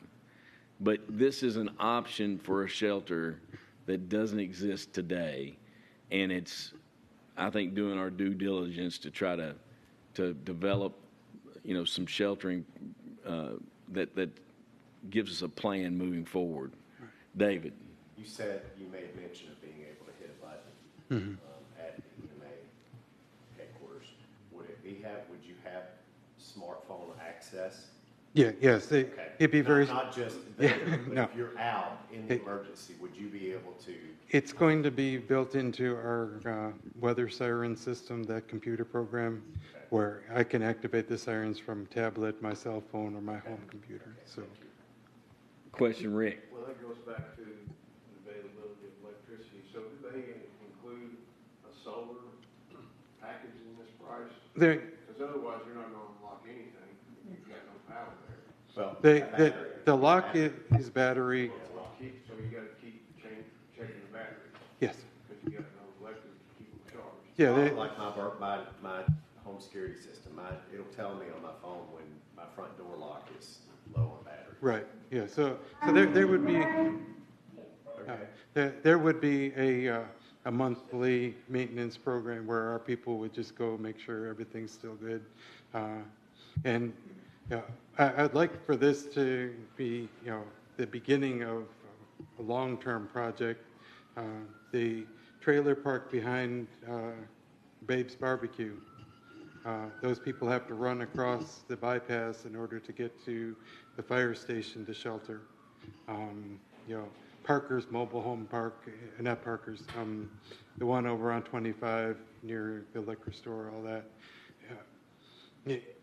This is a great step, but it's trying to get community involvement and see if we can't start putting shelters that are not emergency service related throughout the community. That would be really good. Are there grants available? I'm sure there are. I haven't really dug too much into this. I got started with the project with the Congressman Barr thing, having money that suddenly came available if you could apply for it in 4 days. So I'm doing much more research and figuring out better options, but the judge and I agreed that this is something that really needs to happen sooner than later with Lyle Road for sure. So. And it's a beginning. Does it meet all the need? No, but how do you eat elephant? One bite at a time and 1 year at a time. And I still, like if we allocate this money, I still want a plan of before we actually push by a detailed plan about access and maintenance and in those kind of things, and then before we also push by, could we offset these costs with any FEMA money? Is there any FEMA grants out there? But I know if we don't do it now, that we'll be right back here next year thinking, can we explore this option? What other comments? I'd like to make one, because I thought about this access issue, and I had a couple thoughts when we brought this up the first time, because I think obviously if it comes up quick, obviously, people need to go very quick. And I don't know if you could put like one of these doors that like exit that sets an alarm that's just like anybody at any time can go open it, and it sets off an alarm. We put a big sign on it. And we don't care if an alarm goes off, during a storm, but people can immediately go over there and get in. Mm-hmm. Or I know there's going to be some community education. We give like 10 residents keys and just say, if you're home and this pops up, you and your neighbors can go now. Because I'm concerned too about technology and batteries and. Right. So anyway, it's just a comment. We can work through all those details for sure. There might be better technology, or like you said, install the door backwards with the crash bar where it sets off an alarm. But if we put this, if the court decides to put it in the budget, I think before we push by, we need to explore any grant options, and then two, have a detailed plan in place. Other questions, Tim? Just have a question or a comment. I still think it would be beneficial to reach out to Fayette County. And if we did 2 of them, do you think maybe we could get a price savings if we built them right there at the same area? I don't believe that there's much of a price savings. They're designed to be modular. So, if you want 100 person or a 500 person, it's the same unit just connected together. So with us sharing that, pretty much sharing that area with Fayette County, I just think it makes sense for them to throw in and maybe put one in too. And $150,000 in their budget is. Yeah. What they get. Mike, who would we reach out to? I'll reach out to their emergency management agency and see if we can start that dialogue. So that puts you up to 200 people. And I don't know how many people are in the trailer park. Yeah, but anything would help. But I do think that Stamping Ground and Lyle Road are the 2 priorities to start with. Right. You mentioned that the church used to be used as a shelter up there. Do you have any idea how many people actually took advantage of that when it was available? I'm just trying to get it. Well, that's the thing. On December 3rd, when the tornado hit Stamping Ground, nobody took advantage. It was a pop-up thing that nobody knew I in didn't get out of advance. my bedroom with that one. Yeah. I didn't get out of the bedroom. December 10th, the Mayfield storm, they had quite a fair. There's several people that took advantage of both the Christian church and the Baptist church. And then the storm that we had 2 or 3 weeks ago on a Wednesday night, Mayor Murphy was on the phone with me. We've got this open. We've got the fire department ready. They were really on top of it. I don't know for sure how many people were there, but I know that citizens did take advantage of it. Yeah, Commissioner Perry, did you want to add something there? The very last one at the Baptist church, we had 30 people show up, and that was pretty quick because that alarms went off pretty quick. I do want to say there's funding. After we had that last one, I looked into, there's a tornado shelters act you can look into. That one only applies to put them near mobile home parks, but the Department of Housing does have one, or they used to have one 2 years ago, that sadly, if you have a fatality in your state because of a tornado, then all these people can start applying for these grants. So there is grant money out there. We'll put Mike on that. So.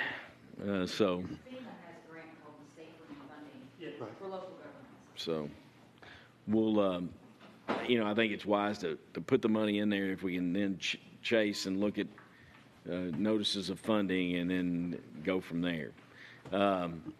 Any other questions about that? And then we'll move it along. One other thing that we did put in EMA is an additional siren, approximately $30,000. There are no sirens east of Newtown Fire Station. I would propose, and I think Mike would propose, a siren at the airport. So we'll look at that as well. Thank you, Mike.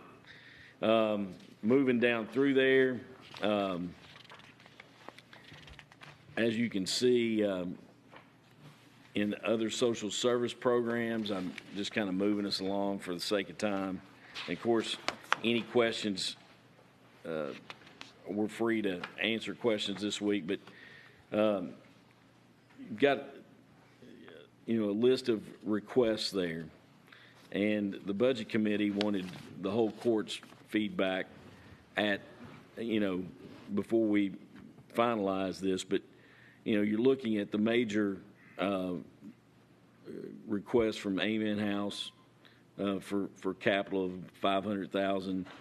That is to expand their facility to better serve the community, and you heard the presentation.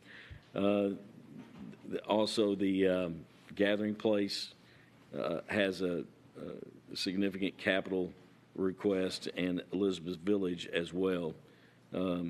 You've heard those presentations. Griff Ray sent an update to their request, and I shared that with you all via email. These partners, community partners, do a lot of work, and I do believe that the requests merit consideration. I would ask your all's feedback as well. What comments or questions does anyone have? Is there still a project graduation?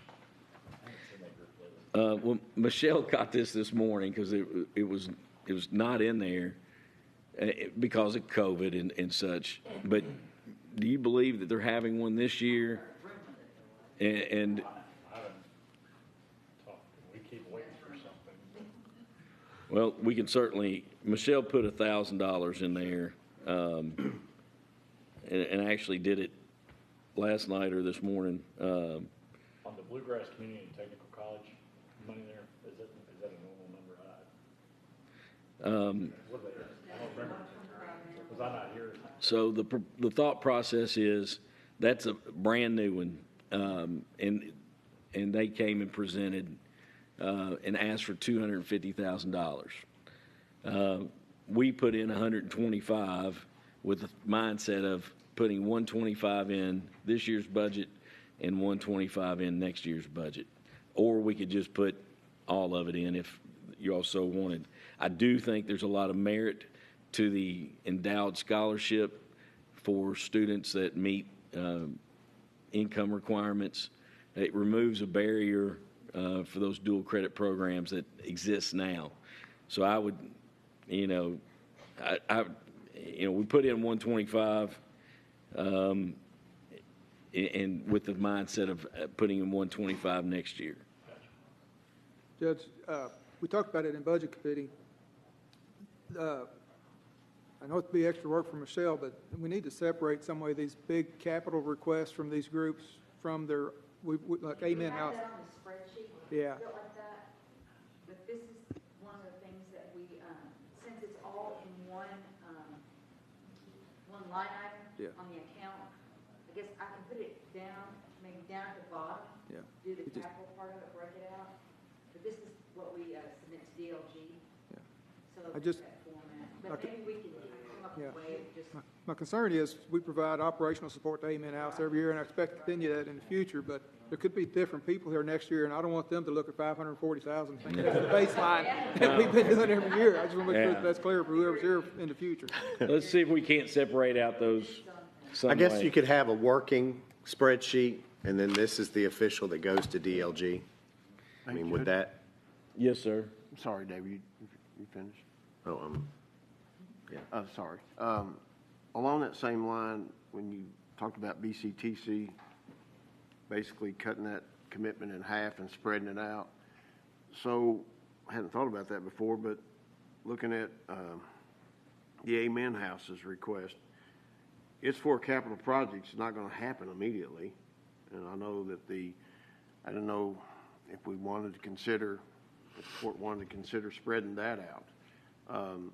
I mean, because if we're leaving the 40,000, which is what we've been doing annually for their operations,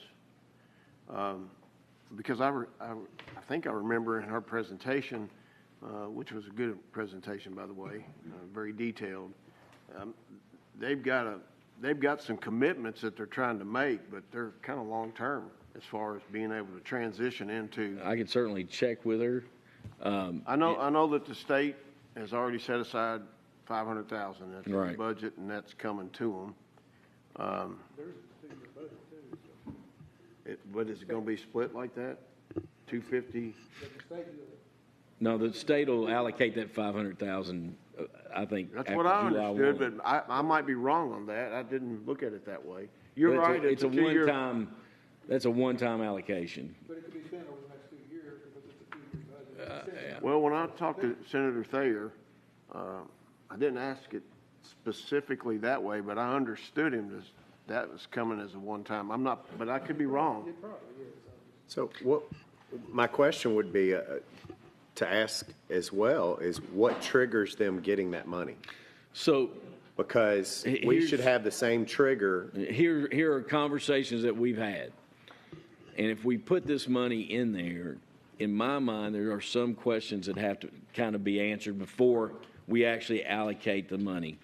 In my mind, it's still doing our due diligence. If the Amen House ever ceased to being a nonprofit food bank, and you have a piece of property there that's worth $2 million, is there any agreement that could be put in writing that if they cease to function as a nonprofit food bank, that upon the sale of that property, that we'd be refunded our capital input plus interest plus any gain? Yeah. So that's a question I have. The other part is, I think their whole allocation request circles around the purchase of a piece of property. Michelle Carlisle, I asked her had the property been appraised. Michelle has shared a summary of the appraisal, and it aligns with fairly close with the projected cost estimate for the purchase. I think there's some details that need to be ironed out. How do we, where do we do that, and how do we do that? I don't have the answer right now. And it's totally acceptable by KRS and KRA, or KAR. I mean, by ARPA fund, I mean, we've taken care of the ARPA, requirements. I believe there's no questions that this can be done. But I'd ask Rand, since the well, question's and I'm been wondering, asked. is that something that we can ask Compass and I would think and so, the yeah. attorneys to, since it'd be coming from there, and we paid them to give advice? Judge, I apologize, I've got a okay. dentist appointment at 11. I'm but sorry. You're gonna upgrade because Cam's gonna be here. All right.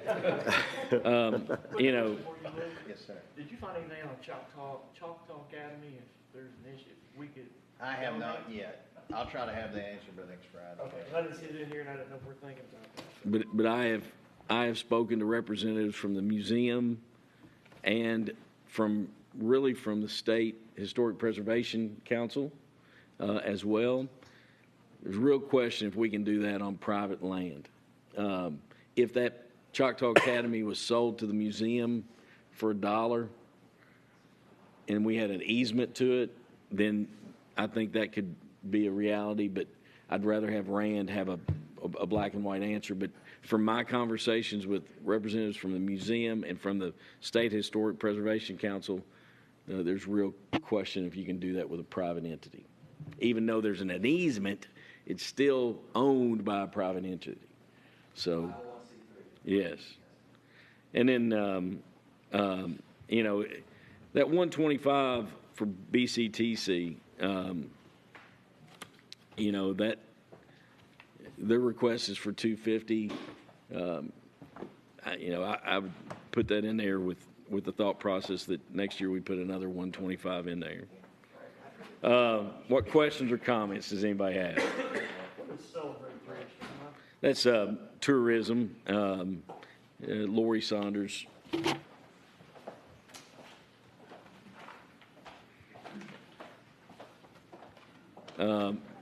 With that said, if there's no other questions, time, yes,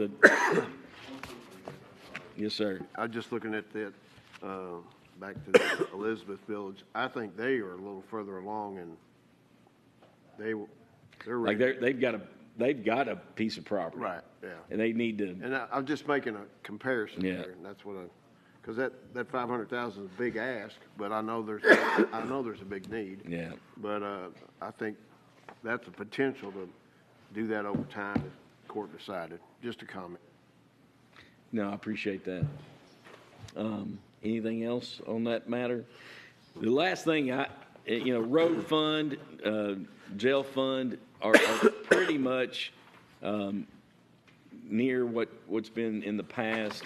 There's a little bit of equipment additional in the road fund, but for paving, another $1 million as we've done.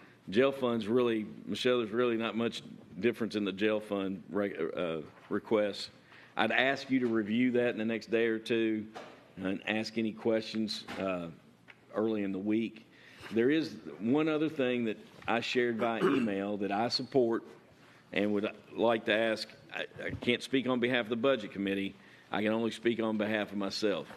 But it is a proposal that we received yesterday afternoon from the City of Georgetown to create an interlocal agreement to fund one staff person that would essentially be our affordable housing and homelessness intervention and prevention office.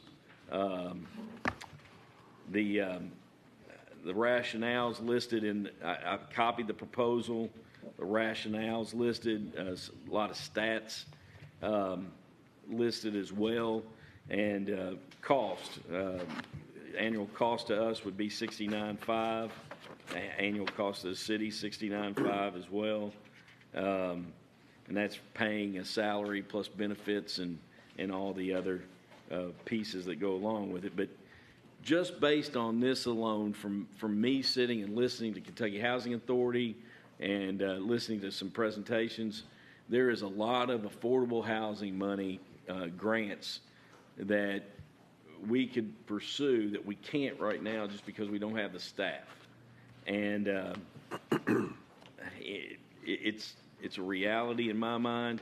if you looked at the comp plan survey, I shared a piece of data from the comp plan survey that was shared. I believe the way it was worded, 86% of the respondents, and there were over 1,000 respondents, 86% listed affordable housing as moderately to extremely important. And you know, it is, this subject comes up everywhere, and I think it's something that we ought to think about partnering with the city on. I'd open the floor up for questions or comments. Are they a grant writer or? That staff person would have experience in writing grants in affordable housing and in homelessness intervention, like getting people housed and finding resources to help get people housed. Is the 85 salary total salary, or is that our part? No, the 69.5 would be our part, and I think an estimated pay is what was listed would be a target of $85,000 probably. Plus find somebody with that, plus benefits and such.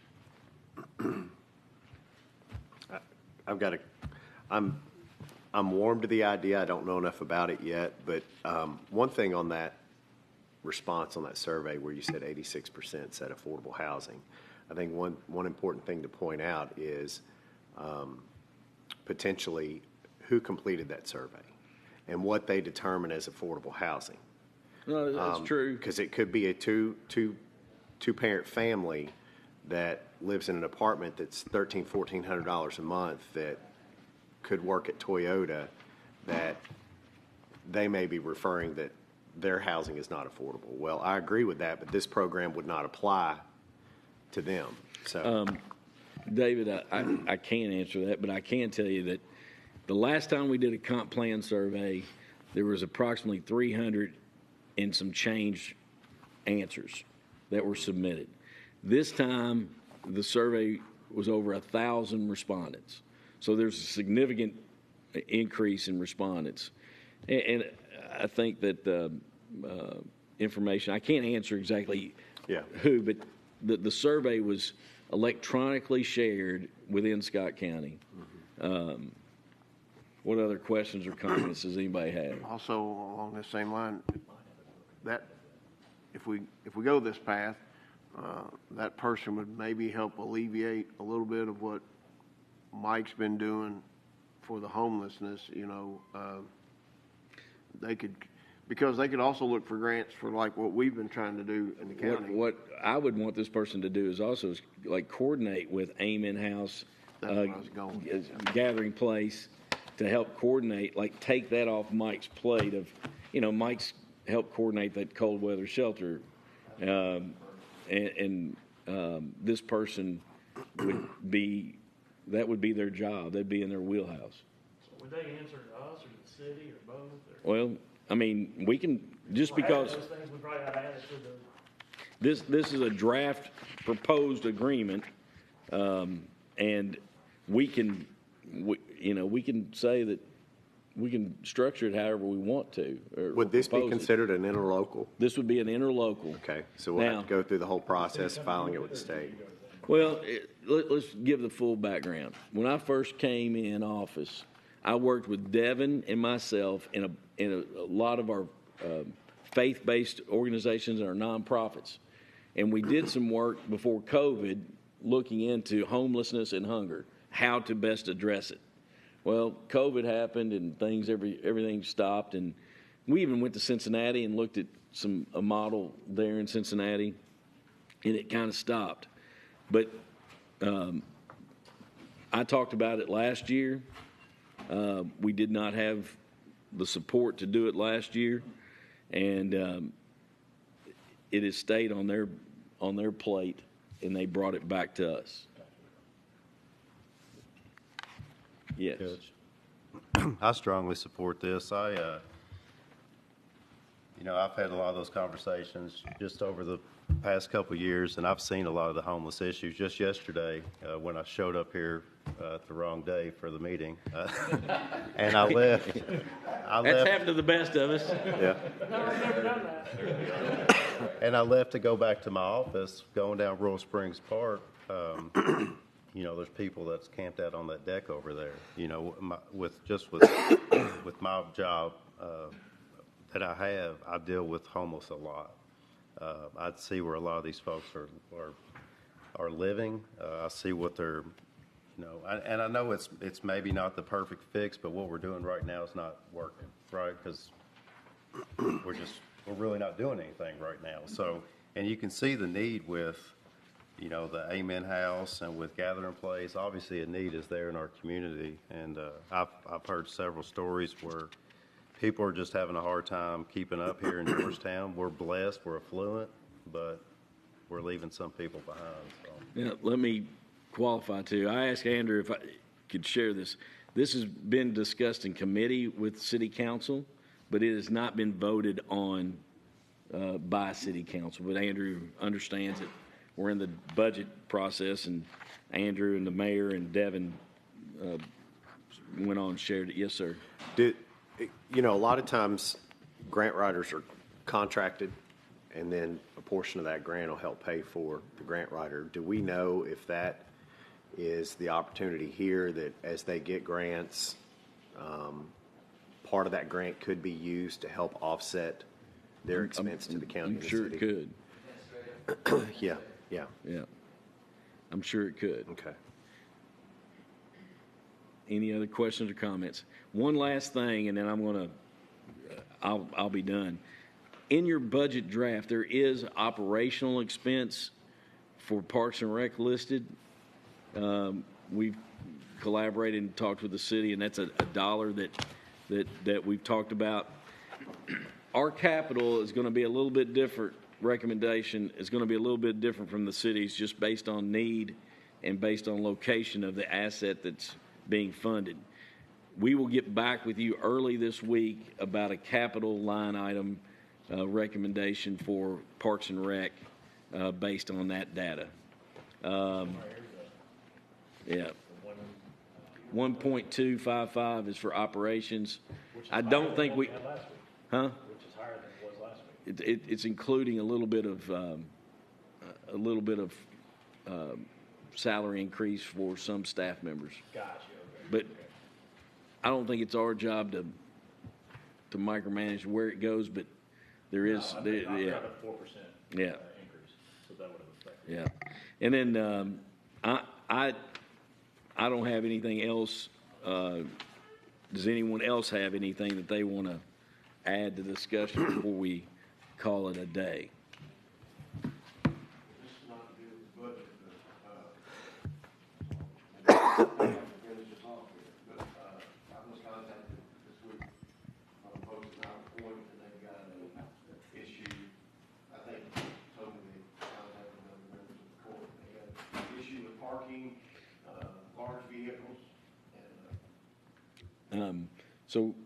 I've been contacted as well, and I've asked Rand and Cam to actually look at a draft of a ordinance for prohibiting commercial vehicles parking overnight. Oh, be careful on that, though, because that commercial vehicle is a big range. Well, of vehicles. Yeah. Yeah. HOA. Quick little Google, and that's exactly what he said, really. That's what David said. That's a pretty broad topic, but there's some cameras and stuff there that he said he'd look into. But this is coming from the Owners Association. But couldn't the homeowners association pass that, though? I mean, because in Bradford, you can't park boats in your driveway, and it's all HOA. That should be a local. Yeah, that's a local decision in my mind. But we have They're talking about on county roads, though. Those are all county roads, and they're talking about people parking out on the roads with large vehicles. Within the neighborhood? Yes. Okay, so all of Bradford's city roads, but they still restrict what can be parked in the neighborhood. Well, I told them we had a conversation. Yeah. So along those same lines, I think this body has approved an ordinance in the past for Homestead that prohibits parking on certain streets in Homestead, and we actually have a request from the Homeowners Association of Homestead to add a couple streets to that's coming to the court next Friday. So it's been done in the past. I do think that the request from Mallard Point is something we need to look at, but making sure that we correctly identify what we are prohibiting overnight. Is that somebody's work van that they work out of, a plumbing job or electrical job? Yeah. Yeah. They need to do parking on one side of the road. People that live there own the homes, but they're parking on the street, and one of them is they sent me a picture, it's a rather large vehicle, and you've got one parked in the neighbor across the street. Looks pretty tough to get a fire truck in there. Looking at a picture, which is not always the answer, but, so I just told them that I would bring this up, and we need to have a discussion, whether it's an ordinance, whether the HOA gets together and comes up with their own thing, support their concern. Because I think it's a legitimate concern. I saw that picture of this big tanker truck. It's not an 18-wheeler, but it's a pretty good-sized vehicle.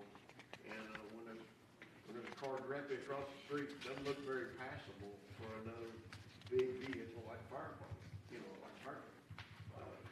And a picture doesn't always tell the story. So it's well worth the conversation. Maybe they can take care of it themselves as an HOA. Maybe it will require an ordinance. I don't know, but I think we ought to kind of talk it out with it. So I'll try to keep that conversation going. All right. I appreciate it. Rand, did somebody have a comment down here? I received a call about that too, and her big concern was fire trucks and all that coming through. And David just mentioned about possibly even if it was a no parking on this side, because it does show that. But yeah, that's a big vehicle. I do have one question, and again, I'm still getting my feet wet here. When it comes to like sheriff's office, jail, those types of things, when it comes to the budgeting process, do we have any input on programs or anything like that they do? Constitutional officer,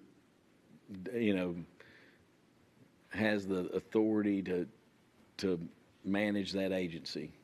Now, they can make requests, and we can certainly make a request to the constitutional officer to consider, but ultimately, it's that constitutional officer's decision on the operations of that agency. Well, more of I'll get to the point. It's really it's something that I grew up on, and I think it'd be beneficial. I know that there's been pros and cons, and people have talked about it, but I think it would be something really good to bring a DARE program back to Scott County. And I know that there's some people that said it back in the day, maybe it was a little, whatever. Well, I mean, there's different DARE. Right. It doesn't have to be DARE. But just some kind of program like that. I think we have Red Ribbon Week or something now. I just know how prevalent drugs it's are. something I can talk with Sheriff Hampton, no doubt. It was last time by state police. Yeah. Was it? Yeah. And they all dropped it really. There's a new DARE and there's other programs out there. We're actually looking at it pretty hard. Okay. Different options. So. Okay. Maybe it's something we can partner with the district. Right. Yeah. I mean, it's tough to rely on the sheriff's office. Right. As a only entity that does it. It's going to have to be a group effort. Yeah. And then one last thing, and I promise I do. On the next to last page of the general fund draft, where it says capital projects, I already put that away. I want you to know what's in that building and construction. We put a last page of general. It's the next to last page under capital projects. I want you to understand what is in there. We put $3,452,158. $1 million of that is a placeholder for sheriff's office. $1 million is a placeholder for EMS station. We don't know exactly, we're going to have to adjust that, but we put it in there as a placeholder. Michelle, is that also got potential monies for potential farmers market in there as well. And the what? Generator project. And the generator project. So I want everybody to understand, there's been a lot of conversation about a potential farmers market pavilion in the lower parking lot. Talked with the city, and everybody agrees that it's a need, but I have a correction. I'm sorry. The building construction is the remaining Lyle Road soccer complex amount. All right. And the placeholder for sheriff, clerk, and EMS. All right. Now, the capital outlay above that is the farmer's market and the generator. All right. All right. It's got broadband on there now, so It shouldn't be broadband.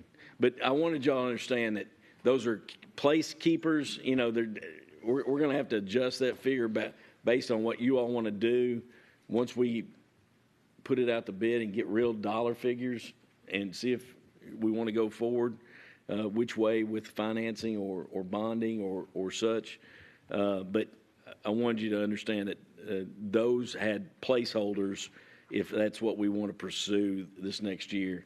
And the budget committee definitely supported all of that.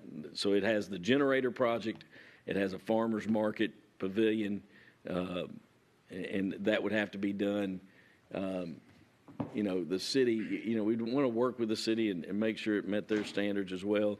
You know, in my thought process, you know, almost all the vendors for the farmer's market are from out in the county.